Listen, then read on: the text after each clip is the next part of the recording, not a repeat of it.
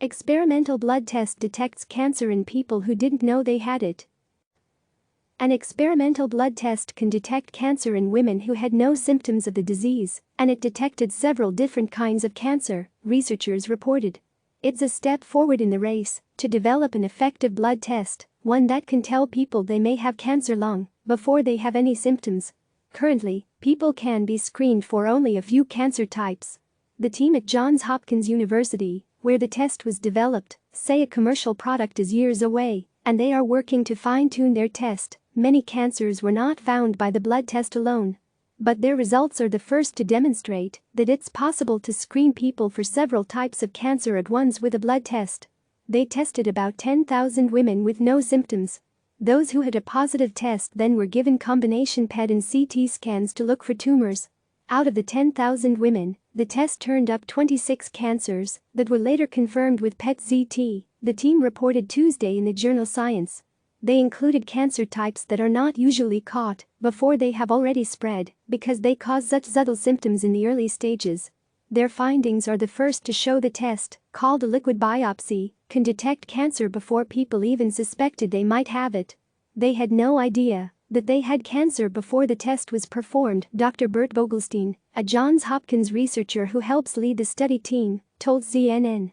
The volunteers got treated for their cancers as part of the study. In several cases, surgery with intent to cure was performed. We don't yet know that those patients were cured, Vogelstein said. 6 of the volunteers had ovarian cancer, a difficult-to-treat cancer that is not usually detected until it has already spread and become deadly. Vogelstein described the case of one of them, whose ovarian cancer was still at stage 1, which means it had not spread at all. Her 5-year survival is predicted to be 91%, Vogelstein said. If she had not been detected until there had already been metastases spread, her predicted survival would have been 26%. The volunteer is cancer-free 11 months later, he said. Catching cancer in time to treat it. 9 other women were diagnosed with lung cancer, another type of cancer that doesn't usually have any symptoms until it's too late to cure it. The test was far from perfect. Another 70 women in the trial were diagnosed with cancer that was not found by the blood test. As part of the trial, the volunteers also got standard cancer screening, mammograms and colonoscopies. 24 additional cancers were detected by standard of care screening and 46 by neither approach, the researchers wrote.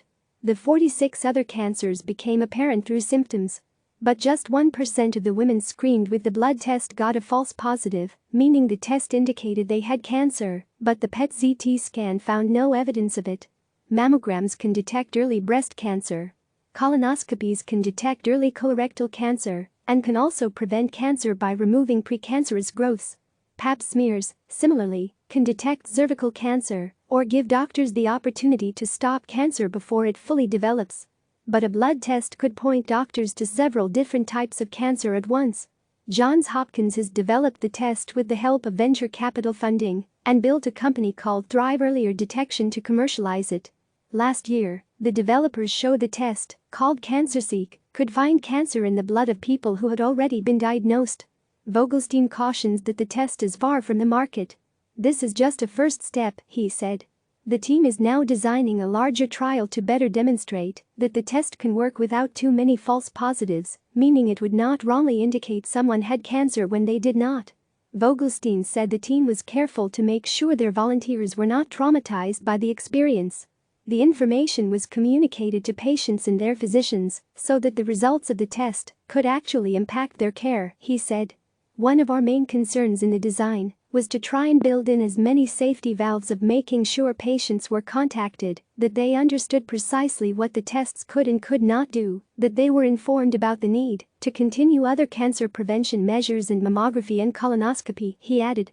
The researchers did not want to give the volunteers who got a negative blood test a false sense of security that would encourage them to stop cancer screenings. Click subscribe to receive the latest news.